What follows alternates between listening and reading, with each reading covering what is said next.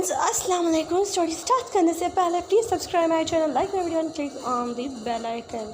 अगर आपकी अपनी पर्सनल चीज़ें होती हैं इरफा अहमद से मुखातिब थी, तो फिर मेरी भी अपनी पर्सनल चीज़ें होंगी, तो फिर आप मेरा फ़ोन अपने पास क्यों रखते हो?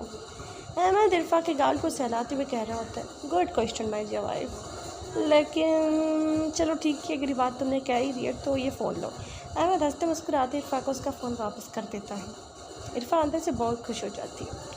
उसे समझ आ जाता है कि अहमद से एक्चुअली डील किस तरह करना है। उसे ये नहीं पता था कि अहमद को गुस्सा आता है तो फिर उसे ज़िद ज़बरदस्ती करनी है, नहीं। अब वो समझ गई थी कि उसके तरीके से ही उससे बात कर उसे डील करना है, क्योंकि अहमद बाहर से जैसा भी दिखता था लेकिन अंदर से वो बहुत ज़्यादा मासूम सा इंसान था। उसे कभी ज़िंदगी में किसी का प्यार नसीब नहीं हुआ था, लेकिन एक इरफा ही थी जो उसके लिए पूरी फैमिली थी, और इसके बाबा। उसके अलावा उसके पास कोई नहीं था। इरफा से वो दीवानगी की हद तक मोहब्बत करता था। इधर नौमान भी लाहौर पहुंच चुका था। इरफा को जब फ़ोन मिल जाते तो इरफा की तो खुशी का ठिकाना नहीं रहता।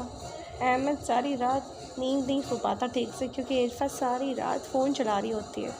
यार सो जाओ ना, नींद क्यों गेम चला रही हो, और गेम भी चला रही हो तो आवाज़ें देकर यार प्लीज़ साइलेंट कर दो ना अपने फ़ोन को। देखो अहमद, एक बार तो मैं अपना फ़ोन अभी तो चला रही हूँ, इससे पहले तो मेरा फ़ोन आपके पास था। अब मुझे चलाने दीजिए ना, आप अपना लैपटॉप भी चलाते हो, मेरी नहीं सुनते हो, तो अब मैं आपकी नहीं सुन सकती।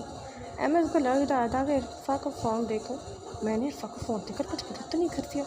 अब तो ये मेरी तरफ दिखती भी नहीं, मतलब थोड़ा बहुत जो आसरा था इसको फ़ोन देकर वो भी ख़त्म कर दिया मैंने। अहमद को शदीद गुस्सा आ रहा था। मुझे लग रहा था कि ये कोई फ़ोन ना हो, गोया इसका ही कोई वर्सेस पार्टी बनकर इसकी बीवी को इससे दूर किया जा रहा हो। अहमद फ़ोन को ऐसी नज़रों से देख रहा था कि गोया इसे अभी तोड़ दे और वो उसे उसकी बीवी से दूर कर दे। अहमद क्या हुआ, फ़ोन को इस तरह से घूरी क्यों जा रहे हो? जाने मन सोच रहा हूँ फ़ोन में बैटरी कम हो गई होगी, फिर बिजली का मसला ना हो जाए, तभी आप फ़ोन चार्ज पे रख दें और थोड़ा हमारी तरफ भी तवज्जो दे देना, हम यहाँ पर आपकी तवज्जो के मुंतज़िर हैं। अहमद इतना उर्दू में बोल रहा था तो इरफा को बहुत हंसी आ जाती है। तवज्जो दे दें हम आप पर, हाँ थोड़ा सा तो फोकस कीजिए ना। वैसे आपके मुंह से इतनी अजीम उर्दू सुनकर हमें शौक़ लगा है। मतलब आप तो हमेशा गुस्से में रहते हैं ना, तो आज आप इतने अजीब तरीके से बिहेव कैसे कर रहे हो? अहमद का तो फुल रोमांटिक मूड था, तो वो तो इरफा के साथ कुछ रोमांस करना चाहता था। उसे क्या पता था कि उसको फ़ोन देने के बाद सही कसर ये फ़ोन निकाल देगा। और अहमद पर इरफा जो थोड़ा बहुत ध्यान भी देने लग गई थी, अब वो भी ख़त्म हो जाएगा। इधर इरफा फ़ोन चलाते चलाते नींद सो गई थी और अहमद तो बहुत खुश हो गया था। उसने इरफा का फ़ोन उठाकर चार्ज पर डाला, इरफा पर कंबल डाला और एसी का नंबर और भी कम कर दिया, क्योंकि वो चाहता था कि इरफा को सर्दी लगे। कम से कम वो खुद एक एफर्ट करके अहमद के करीब तो आए। अहमद ने एसी का नंबर बहुत ज़्यादा कम कर दिया था, जिसके नतीजे में इरफा को इतनी ठंड लगी कि इरफा ने सारा कंबल उठाकर खुद ही पहन लिया और अहमद बेचारे से भी बचा कुछ कंबल तक छीन लिया। क्या हो गया इस लड़की को? मैं तो चाहता था ये मेरे करीब आए, थोड़ा रोमांटिक सा माहौल हो, इसने तो मुझे ही ठंड में ठिठुरने पर मजबूर कर दिया। या अल्लाह, मैं कभी इस इंसान से किस चीज़ की उम्मीद लगाता हूँ और ये करती क्या है? अहमद को फ़ौरन शदीद गुस्सा आया था। वो फिर से अपनी शराब की बोतल उठाने चला गया था, क्योंकि वो जानता था कि इस बार अगर वो शराब पी लेगा तो उसे ठंड नहीं लगेगी। अहमद जब शराब पी रहा था, इरफा अचानक रात के किसी पहर उठ जाती है। इरफा अहमद को आवाज़ देकर बुला रही थी। अहमद, क्या हुआ? अहमद नशे में धुत था और फिर जब इरफा उसकी जाने देखती है, उसकी तो आंखें ही नहीं खुल रही होती हैं और उसे वॉशरूम जाना होता है। वो बहुत मुश्किल से चल पा रही होती है। जैसे ही वो बहुत मुश्किल से वॉशरूम से होकर आ गई होती है और वो अहमद पर जब ध्यान देती है तो उसे पता चलता है कि इसने तो ड्रिंक करके रखी है। अहमद, हमने ड्रिंक करके रखी है तो और क्या करता?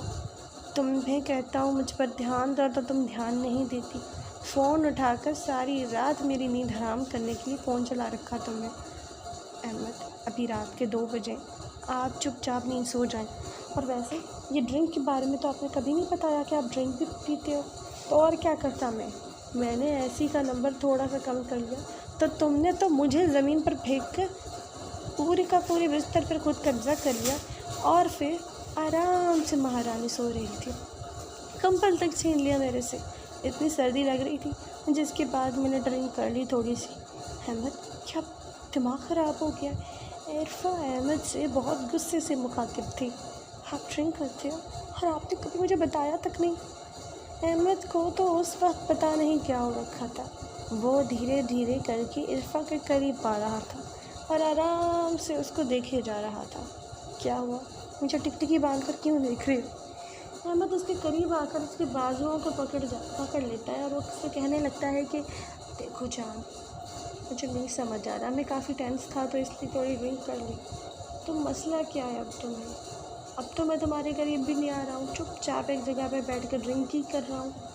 अहमद, मैं कभी नहीं बताया था सिलसिले में, क्या ड्रिंक भी करते हो? यार ये आजकल सब करते हैं, तो मेरे लिए तुमने राई का पहाड़ ही बना दिया यार। सब करते हैं, सब तो जहर खा के मर भी जाते हैं, तो क्या आप भी करेंगे? इरफा की बात सुनकर अहमद बौखला सा गया था और उसने अपनी वाइन की बोतल ज़मीन पर फेंक दी थी। अच्छा, तुम मेरे प्यार, मेरी खुलूस, मेरी मोहब्बत का ये एहसान जता रही हो? एहसान नहीं जता रही, मैं तो क्या, मैं तो का मतलब ये है कि तुम चाहती हो कि तुम जो चाहे करती फिरो और मैं कुछ भी ना करूं। अहमद, अब आप बात को गलत वे में ले जा रहे हो। मैं बात को गलत वे में ले जा रहा हूँ? जब से तुमसे शादी की एक पल सुकून से जीने के लिए तरस चुका हूँ इरफा में, और बात को गलत वे में भी मैं ले जा रहा हूँ। अब तुमसे सीखना पड़ेगा कि मुझे ज़िंदगी में किस तरह से जीना चाहिए। देखो, मैं तुमसे बहुत प्यार करता हूँ इरफा, और तुम्हारे बिना एक पल जी नहीं सकता। जानती हो तुम कितना टेंशन में हूँ मैं। Ahmad, calm down. अहमद को जितना गुस्सा आ रहा होता है वो सारे का सारा गुस्सा इरफा पे निकाल रहा होता है। वो उसके बाजुओं को बड़ी मजबूती के साथ पकड़े हुए होते हैं। अहमद, मुझे दर्द हो रहा है। मैं क्या कर सकता हूँ? जो दर्द तुम्हारी वजह से एक पल पल मैं झेल रहा हूँ। पता है तुम्हें? पता है तुम्हारा तहसीन नोमान लाहौर पहुँच गया है और वो किसी भी वक्त आके तुम्हारा दावेदार बन सकते हैं। कैसी बहकी बातें कर रहे हो तुम? मैं बहकी बातें कर रहा हूँ? तुम्हारे कज़न को तुमसे इश्क हो चला है और वो तुम्हारा घर ख़राब करने के लिए यहाँ लाहौर आ रहा है। अहमद, ये सच नहीं है। यकीन नहीं है तो कल सुबह अपनी आंखों से देख लेना। मुझे पता चल चुका है कि तुम्हारा कज़न यहाँ आ चुका है। अगर मुझे लगा कि तुम्हारा उसके साथ कोई सीन है तो उसको तुम्हें जान से मार डालूँगा। फिर तुम्हें भी कोई रियायत नहीं दूँगा, नहीं बख्शूँगा तुम्हें भी। अहमद गुस्से से पागल हो चुका था। इरफा अपने आप को आईने में देख रही थी। 2 मिनट पहले वो इंसान उस पर जो मोहब्बत लुटा रहा था, खुलूस और वफा दिखा रहा था, एकदम वो जानवरों के जैसे उससे बिहेव कर रहा था। वो अपने आप और अहमद को जब आईने में देख रही थी तो उसे समझ नहीं आ रहा है उसके साथ क्या हो रहा है। वो इतनी स्ट्रेसफुल हो गई थी कि वो अहमद के हाथों में ही बेहोश हो गई। इरफा, होश में आओ, तुम्हें क्या हो गया? अहमद सारी रात इस टेंशन में रहा कि पता नहीं इरफा को क्या हो चला है। दिन में जब वो डॉक्टर को ले आता है, डॉक्टर जब चेकअप करते हैं तो पता चलता है कि इरफा बहुत उसे कमज़ोरी हो गई, जिसकी वजह से वो चक्कर खा के बेहोश हो गई थी। अहमद को सारी रात अपने किए पे जो रोना आया था वो शायद अब उस गिल्टीपन से निकल रहा था कि वो उसकी वजह से नहीं, वो उसको कमज़ोरी की वजह से चक्कर आ गया था। अगले दिन नुमान भी इरफा के पास पहुंच जाता है। हाय ब्रो, क्या हुआ इरफा का? हाँ, वो इरफा की तबीयत थोड़ी सही नहीं है तो इरफा थोड़ा रेस्ट करेंगी। पर इरफा को हुआ क्या है? कल तक तो मैंने उससे बात की थी तो वो तो बिल्कुल दुरुस्त थी। हाँ, थोड़ी सी ऐसे कमज़ोरी हो गई है तो फिर वो बेहोश हो गई थी। आपने ये बात हमें क्यों नहीं बताई? क्योंकि ये हम मियाँ बीवी की पर्सनल बात है इसलिए नहीं बताई। और तुम बताओ, तुम यहाँ कैसे? मैं तो बस इरफा से मिलने आया था और उसे कुछ कॉन्वर्सेशन करनी थी। क्या कॉन्वर्सेशन करनी थी? मुझे बता दो। मैं ये बताने आया हूँ कि मैं अब इरफा की ज़िंदगी में नहीं आ रहा और मैं हमेशा के लिए इटली जा रहा हूँ। मैंने अपनी अम्मी से भी बात कर ली है। अहमद को पता था कि नुमान कुछ इसी तरह से बोलेगा, क्योंकि यही बात अहमद ने भी कुछ महीनों पहले कही थी कि मैं तो मरी जा रहा हूँ, लेकिन वो गया कहीं भी नहीं था। क्या मेरी ही चाल मुझ पर चलने आए हो? मेरी बीवी को मुझसे छीनने आए हो? इरफा सिर्फ़ और सिर्फ मेरी है, पर मैं उसको हरगिज़ तुम्हें नहीं दूंगा। उसे भी मार डालूंगा और ख़ुद को भी, लेकिन तुम्हारी नज़र तक नहीं पहुंचने दूंगा उस तक। अहमद बहुत गुस्से में बौखलाया हुआ था।